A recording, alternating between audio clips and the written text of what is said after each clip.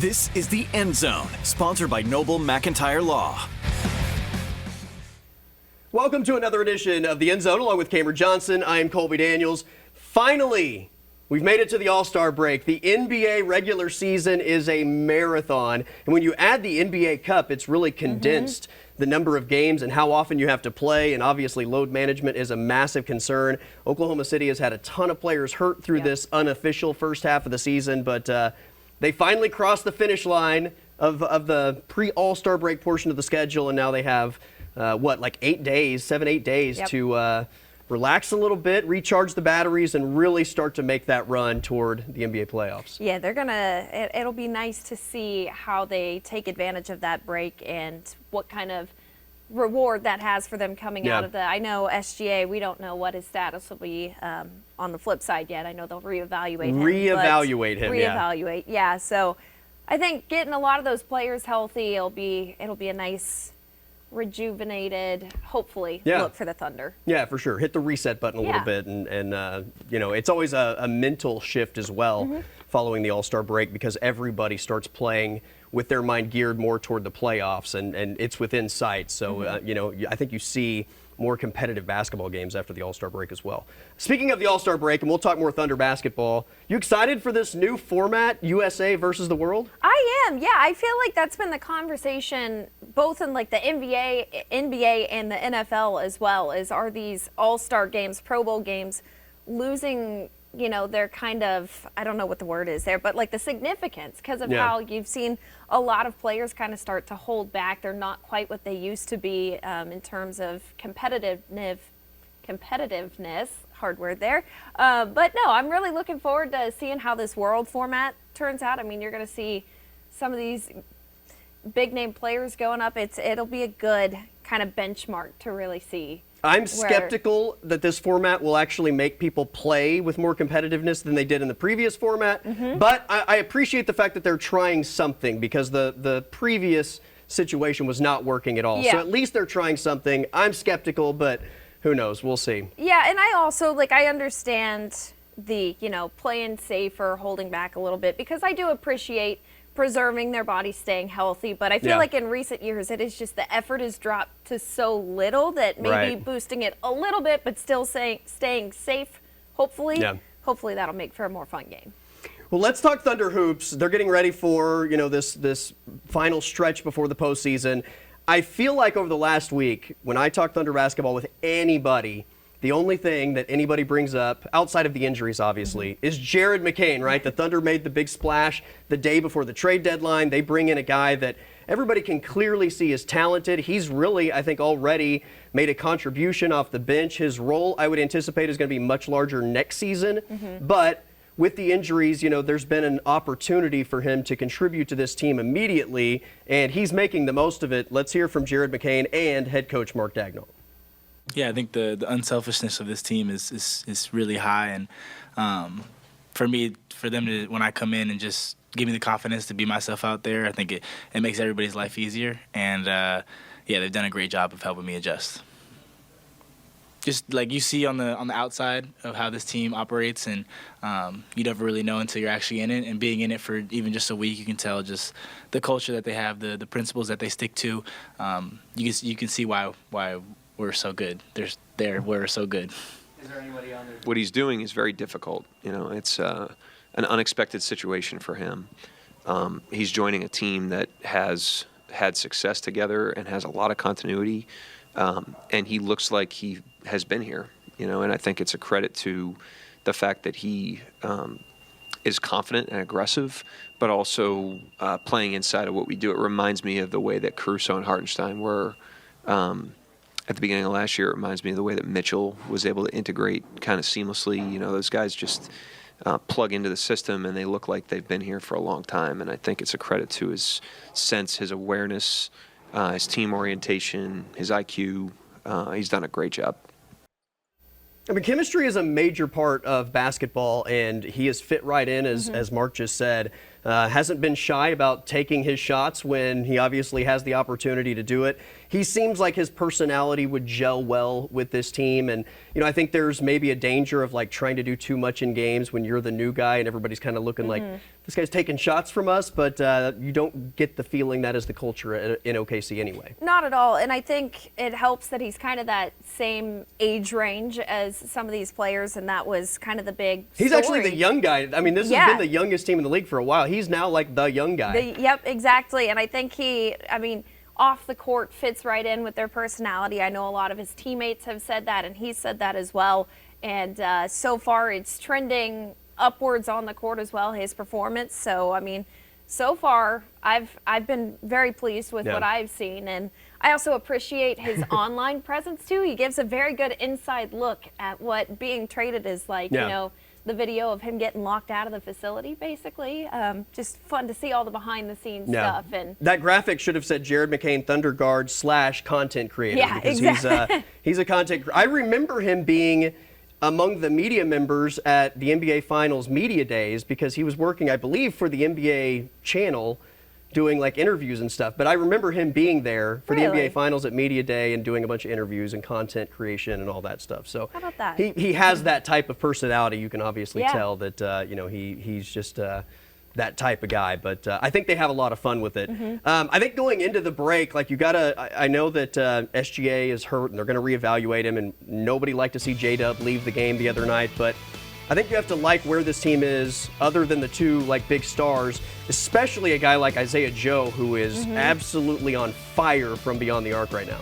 Yeah, I selfishly, I love to watch it. He's an Arkansas guy, but the way he shoots from three, it's like that's his identity right now. And he backs it up. It's been a huge help to watch, especially in this injury stretch, but also whenever they're a full healthy roster. He's just a difference maker, I think, and it's been fun to watch. I'll have to double check the numbers, but I don't know if trading for a three-point shooter like Jared McCain did anything for Isaiah Joe and maybe feeling like, hey, I've got to step it up. But I believe, I'll have to double check the numbers, I believe he's shooting over 50% from three since the Thunder acquired McCain. And he's been the go-to scorer, it feels like at times when he's on the floor and, obviously SGA and J-Dub aren't in action.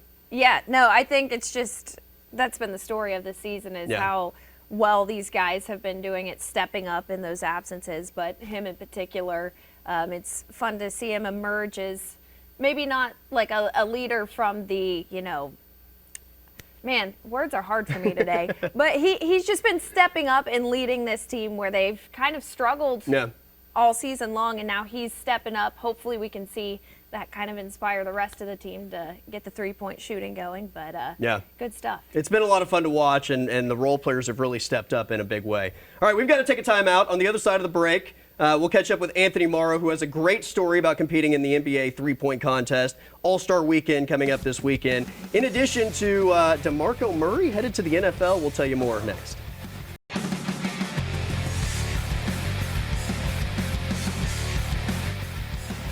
It's NBA All-Star Weekend. Once upon a time, the dunk contest was the premier event of All-Star Weekend. I think that's kind of shifted to the three-point contest a little bit.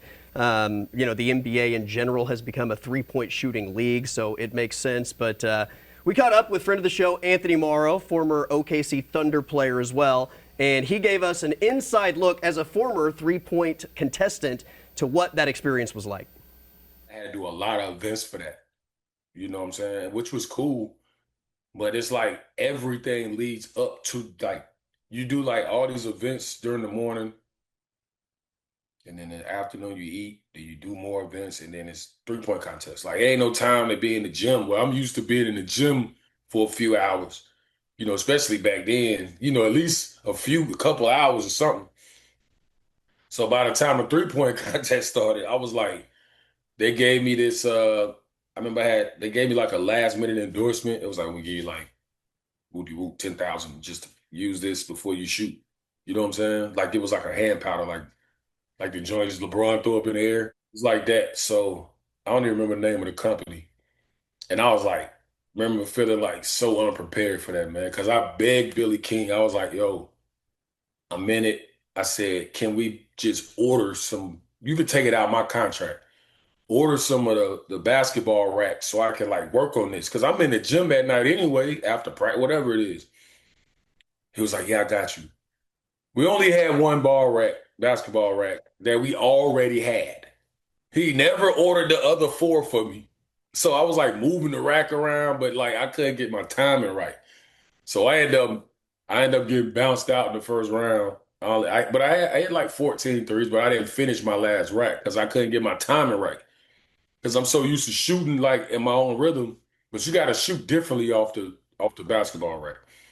So like I'm like, if I make it to the second round, now I know what I need to do. You know what I'm saying? And it's like everybody, Kevin Love was in that. He might have won it that year. Kevin Durant. Everybody hit like 18, 19, 22 in the first round. And I had like 14. And I didn't finish the rack.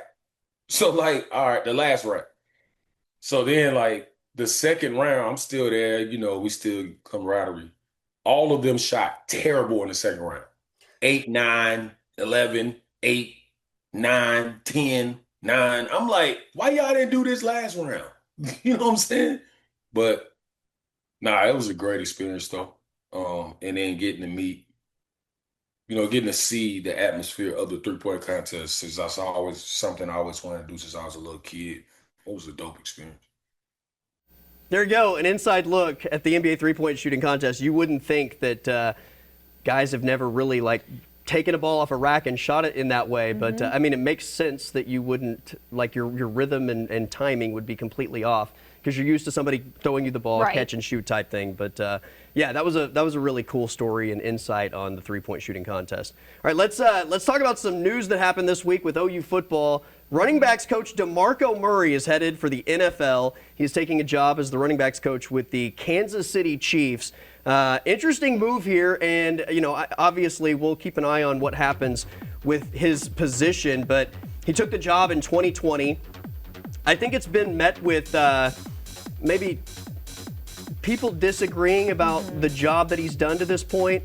I think when you have a name of his caliber, he's been able to bring in a lot of big-time recruits, big-time names at the running back position, but OU hasn't had a 1,000-yard running back in 3 seasons, and their yards per carry has dropped each of the last 5 seasons. Yeah, when I saw that news break, it was, to me, a bit of a head-scratcher, just looking specifically at this last season. I was like, huh, okay. But, yeah, you look at some of the running backs he's produced in the earlier years, and, I mean, I think I'm curious, like, if he really will serve as, like, the primary, you know, running backs coach there. I know, like, title-wise he will, but I'm curious. You know, we've seen it with the Chiefs before. Sometimes a guy will take over a position, but it's really someone else running the show. And so maybe that gives him a chance to, you know, maybe look at a more quality control. I don't know. But in the end, to me, I'm like, it's also a good chance for him to get coaching experience under, you know. Yeah, Andy Reid and Eric Bieniemy and so, the rest of that group. Yeah. I mean,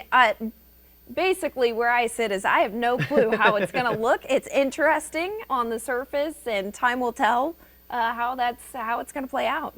All right, real quick before we take a timeout, we got to show you the 10 Sooners that are headed to Indianapolis at the end of March and the beginning of April for the NFL Combine. We have R. Mason Thomas, Marvin Jones Jr., Grayson Halton, Dominic Williams, and Kendall Daniels. Not to mention Owen Heineke after the NCAA gave him the screw job. Robert Spears-Jennings, offensively Deion Burks, Jaron Kanik, and Fabechi Wiwu. So Oklahoma well represented at Lucas Oil Stadium coming up in a few weeks here. And I mean, it was a tremendous season for the Sooners.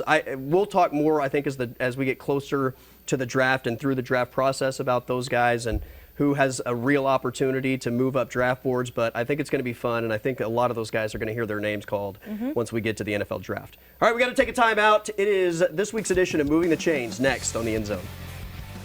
All right, welcome back to the End Zone along with Camryn Johnson. I'm Colby Daniels. It is time for this week's edition of Moving the Chains. So I got some fun questions today, so buckle up, get creative. There are right answers to these. Okay. There are wrong answers, and there are answers that are in between. So, like, you don't necessarily have to get the right answer to get points, but we'll see how you do. All right. R.I.P. James Vanderbeek, right? Sad news this week that James Vanderbeek passed away. His role as John Moxon in Varsity Blues, one of my favorite ever. That was one of those movies that I grew up watching as a football fan, and it was so great. So first question, who is the best fictional movie quarterback? Your options here, John Moxon from Varsity Blues, Willie Beeman from Any Given Sunday, Joe Kane from The Program, or Shane Falco from The Replacements? Ooh. That's a good question. Some of these I have not seen in a very long time since I was a little bit younger, so I kind of have to refresh myself. But we'll go the Varsity Blues route there. Well, I mean, timing is everything, right? Exactly. Timing is everything. That is the right answer. So I'm going to give you 8 yards on first down. Heck yeah. Well done, out of the gate. Yeah, any other answer on that specific one would have been completely wrong. But I'm glad you picked up the crumbs that I was dropping with that open there. All right, question number 2. My dream NBA dunk contest looks like this. Michael Jordan, Dominique Wilkins, Vince Carter, Kobe Bryant, and LeBron James. Yeah. Who wins this hypothetical dunk contest if they're all doing this in the prime of their career? Prime? I just lean toward Jordan, I think. I mean, that's my go-to. If anything else, maybe it might be a little basic, Kobe, but my gut tells me Michael Jordan on this one. Okay. Vince Carter is, I think, by far the best dunker of those 5. But Vince Carter never had to compete against Michael Jordan, who has the greatest competitive spirit of all time. So give it to Michael Jordan. That is the right answer. Absolutely. So first down already, and we'll see what else you're working with here. All right, here is my dream scenario for an NBA three-point contest. We have Reggie Miller, Ray Allen, Oklahoma's own Mark Price, Steph Curry, and Larry Bird. So these guys in a three-point contest in the prime of their career, who is the winner here? Okay, maybe I feel like this is where I'm going to get called out for a wrong answer. But, I mean, just in recent years, you watch Steph Curry, and it's like that he's scientifically just built different when it comes to the three-pointer. I go with Steph. Okay, that was... I know it's basic. Granted. Larry Bird was the right answer. Okay. Mostly because he won the first 3 NBA three-point shooting contests. Steph is a 2-time winner, and Steph is the greatest shooter, I think, in the history of basketball. But in a three-point contest, I think the way that Larry Bird shot, I was going to say the caveat his release here. and all that is why I think he's so good at it. So I'll still give you positive yardage, because Steph is a good answer. Any of the other 3 would have been a sack and negative game. All right, last one. The Winter Olympics are currently taking place. So which of these events would the average person have the most success in? Downhill skiing, the luge, figure skating, curling, or speed skating? Okay, so this one, it's kind of a double-edged sword here. I feel like the easiest in terms of you don't have to do that much, at least from my view, is the luge. Now, on the flip side, isn't that one of the most dangerous sports, too? So I don't know. It seems like. Yeah, that's definitely a sack. Curling is the right answer there. Curling is definitely the right answer. But luge, I think we could have a fatality if the average person just decided to go down the hill that way. All right, it is closing argument with Noble McIntyre next here on the End Zone.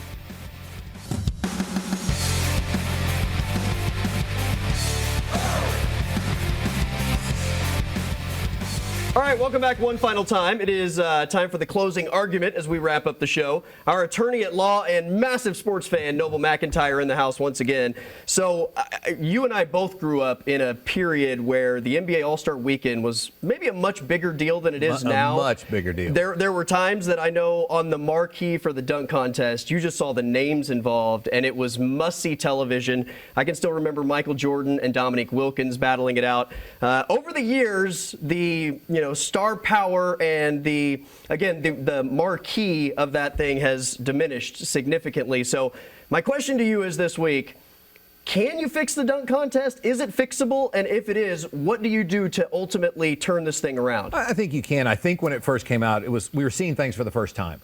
Now you can get on TikTok and see a 15-year-old jump off a house, do triple somersault, and dunk a basketball. So it's not that it's boring. It's just you're not seeing it for the first time. The way you're going to make it popular again, I think, is you have to have mandatory inclusion by the athletes. If they're getting max contracts, they've got to participate if they get picked. And the other thing I think you do is Fans aren't told who's participating. They pick it, just like you do the All-Star teams. And then the final thing is, instead of having people on the sideline with a 9.8 scorecard, you get former winners to judge, and their score's half.